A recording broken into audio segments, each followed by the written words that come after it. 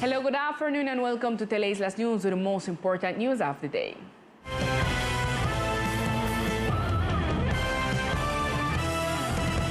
Lawyers in charge of the country's defense in the litigation with Nicaragua were on the island and met with the Rizal ethnic community.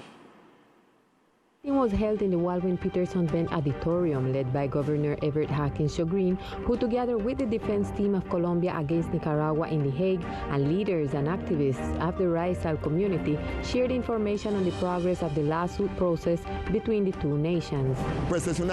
It was an informative meeting where we were informed about the progress, the position of Colombia before The Hague, the claim and counterclaim, the memorials, in addition to the second instance that Nicaragua demands and the alleged violations that are presented in the case. We are happy to know that our territory will not be dismembered, divided, or given away. During the meeting, the Rizal community requested security when fishermen are carrying out their work near the limits with the Central American country of Nicaragua. It is important that the Coast Guard patrols the sector and the place because it allows guarantees and protection to our fishermen when carrying out their work. Otherwise, we run the risk of being invaded by the Nicaraguan and Honduran boats with which Nicaragua has signed agreements to fish in our waters. What we have been told is that they will protect our territory. The local government, which was also present at the meeting, specified that these meetings will be held on a regular basis so that the members of the ethnic community of the islands know the current state of the defense of the country and the archipelago.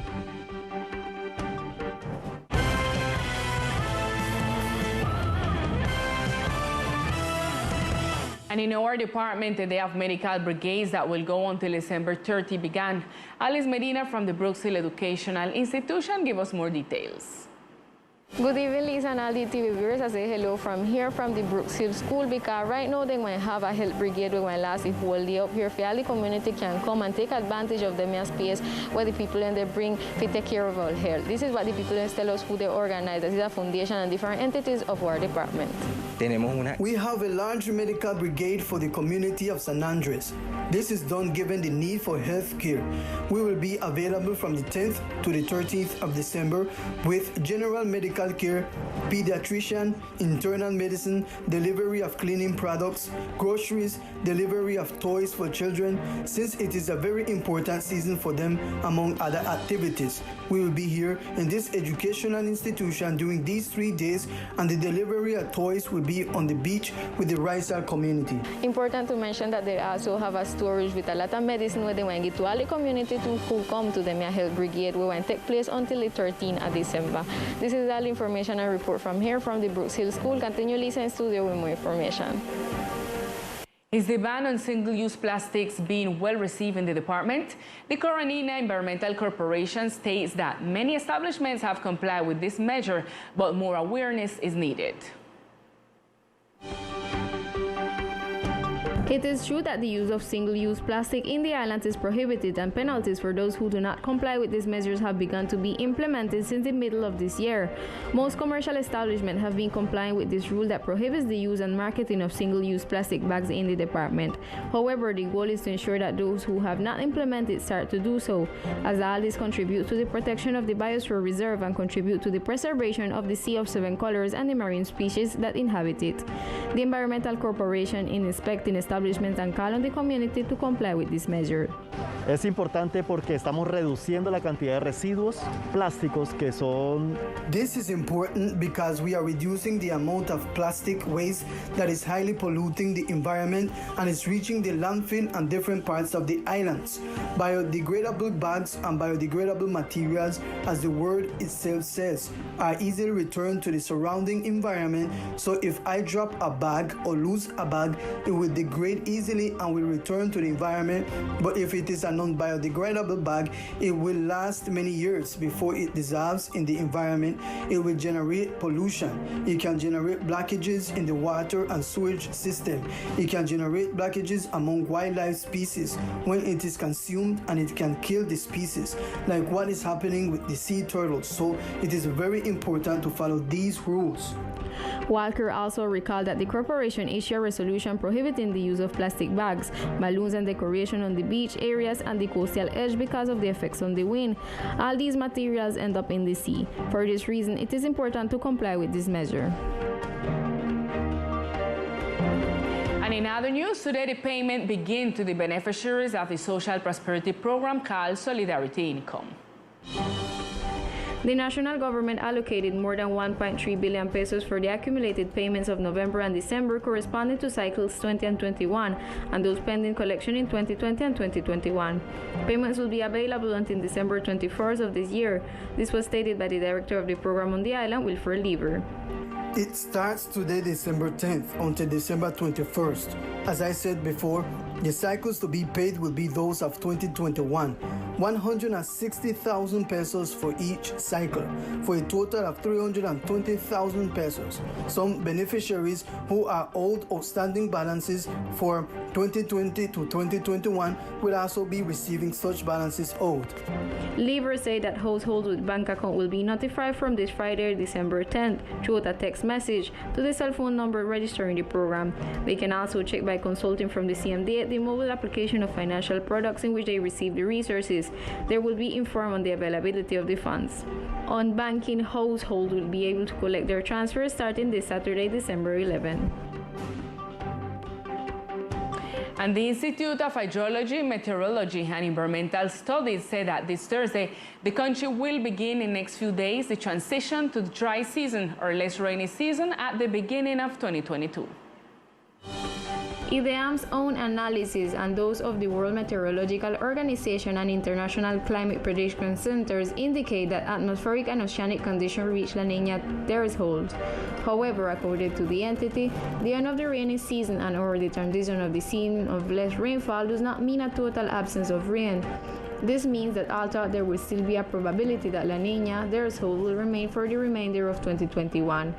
It is likely that by the end of the year and beginning of 2022, it will be an event of weak to moderate intensity.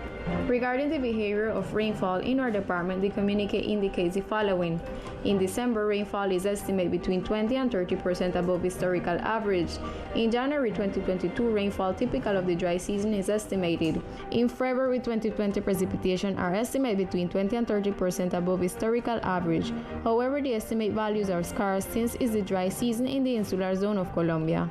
This gradual and representative decrease in rainfall in the region favors the increase in maximum temperatures, the increase in probability of the occurrence of vegetation fires, and the decrease in minimum temperatures in the early morning. In spite of this, the authorities pointed out that rainfall amounts will be much lower than those recorded in the previous season, as we are beginning to go through the season of lower rainfall for these parts of the country.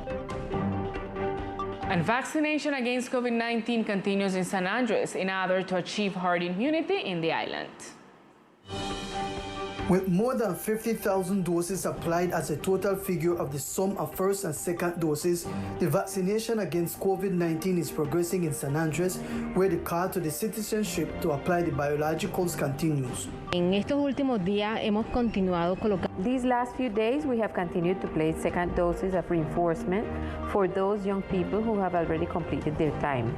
The COVID-19 vaccination coordinator emphasized the importance of completing the vaccination schedule with the booster doses according to the time frame defined by the health authorities. Recordemos que refuerzo se las pueden colocar. Let's remember that the booster dose can be administered to all those people older than 18 years old and up to 49 years old who have already completed 6 months after their second dose, and over 50 years of age who have already completed 4 months after their second dose. In summary, 3,150 booster doses have been applied so far in the population of young people between 3 and 17 years of age, and more than 8,500 first and second doses have been applied.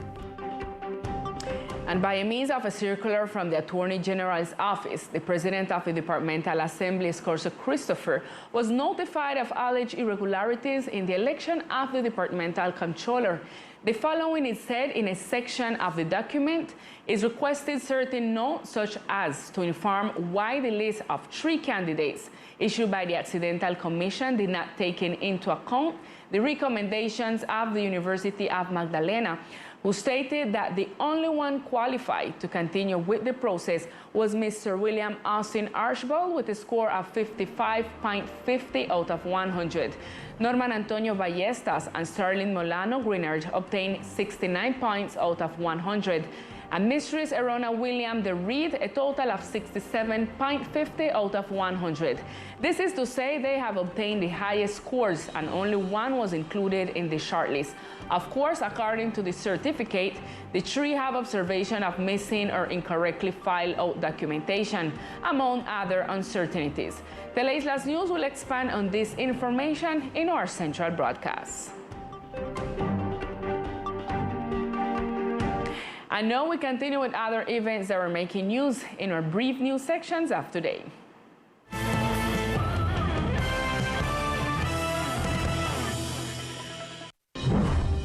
The departmental government made official delivery of credentials to the elected candidates to the Municipal Youth Council. The 14 councillors will be trained on the organic structure of the Municipal Youth Council and the specific functions that are given to them on political issues. Those elected will become the voice of the island's youth. A face-to-face workshop was held in San Andres on disaster risk financial protection for public entities with the participation of the Global Facility for the Caribbean, the World Bank, and the Ministry of Finance and Public Credit to address strategic priority issues for the region. The Carolina Environmental Corporation Quality and Management Subdirectorate met in the community hall of Barrio Obrero, where an informational meeting was held on topics regarding the hurricane project and climate change mitigation and adoption measures in the Seaflower Biosphere Reserve. With this activity, the Environmental Corporation seeks to inform citizens about climate change, its consequences, and the relationship between this issue and the information hurricanes.